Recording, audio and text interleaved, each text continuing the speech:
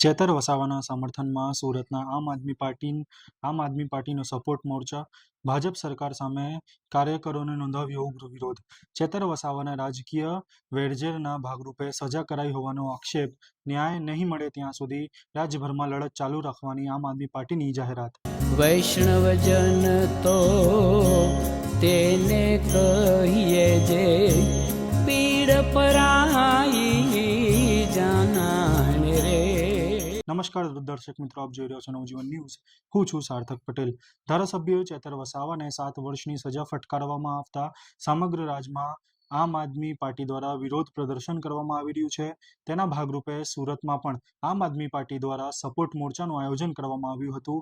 આ માર્ચ બરોડા પ્રેસ્ટેજથી લઈ મિની બજાર સુધી પહોંચી હતી, જેમાં મોટી સંખ્યામાં કાર્યકર અને આગેવાનો જોડાયા હતા. સપોર્ટ મોરચા પૂર્ણ થયા બાદ કાર્યકરોએ મિની બજારમાં આવેલા સરદાર વલ્લભભાઈ પટેલની પ્રતિમાને પુષ્પાંજલિ અર્પણ કરી હતી. કાર્યકરોએ ચેતર વસાવાને ન્યાય મળે તેવી માંગ સાથે સરકાર સામે રોષ વ્યક્ત કર્યો હતો. આમ આદમી પાર્ટીના પ્રદેશ ઉપાધ્યક્ષ રામ ધડુકે જણાવ્યું હતું કે આજે સમગ્ર ગુજરાતમાં ચેતર વસાવાના સમર્થનમાં સપોર્ટ મોરચા યોજવામાં આવી રહ્યો છે અને તેમના પર આરોપ લગાવ્યો છે કે ચેતર વસાવા આદિવાસી સમાજ, ખેડૂત અને સામાન્ય લોકોના હક માટે સતત અવાજ ઉઠાવી હોવાથી રાજકીય વેરઝેરના ભાગરૂપે તેમની સામે કાર્યવાહી કરવામાં આવી છે. રામ ધડુકે વધુમાં કહ્યું કે જેમ હાર્દિક પટેલ સામે નોંધાયેલા કેસો બાદ પરત ખેંચવામાં આવ્યા હતા, તેમ જો ચેતર વસાવા ભાજપમાં જોડાયા હોય તો કદાચ તેમની સામે કેસો છે તે પણ પરત ખેંચાઈ ગયા હોત. તેમણે એવો પણ આક્ષેપ કર્યો હતો કે ખેડૂતોને વળતર આપવા માટે વન વિભાગ સામે લડત ચલાવવાના કારણે તેમને સામે ખોટા કેસો દાખલ કરવામાં આવ્યા હતા. આમ આદમી પાર્ટીના આગેવાનને જણાવ્યું હતું કે આ લડત માત્ર ચેતર વસાવાની નથી, પરંતુ ખેડૂતો, આદિવાસી સમાજ અને અન્યાય સામેની લડત છે. જ્યાં સુધી ચેતર વસાવાને ન્યાય નહીં મળે ત્યાં સુધી સમગ્ર ગુજરાતમાં વિરોધ કાર્યક્રમો અને આંદોલન જે છે તે ચાલુ રહેશે તેવી પાર્ટીઓ સ્પષ્ટ કરી હતી.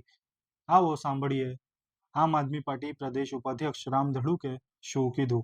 મારું નામ રામ ધડુક છે, આમ આદમી પાર્ટી પ્રદેશ ઉપાધ્યક્ષ.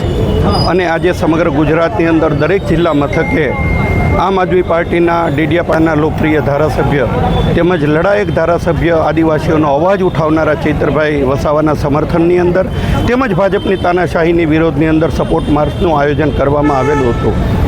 ગયા મંગળવારે ગુજરાતની અંદર 2 સમાચારો આવ્યા. એક તરફ ચૈતર વસાવા જેવા લોકપ્રિય ધારાસભ્ય, લોકો માટે લડતા નેતાને સહિત 7 વર્ષની જેલની સજા ફરમાવવામાં આવી અને બીજી તરફ ભાજપના ધારાસભ્ય હાર્દિક પટેલ સહિતના લોકો ઉપર રાજદ્રોહ સહિતના કેસોને પરત ખેંચવામાં આવ્યા. આવો ભેદભાવ શા માટે?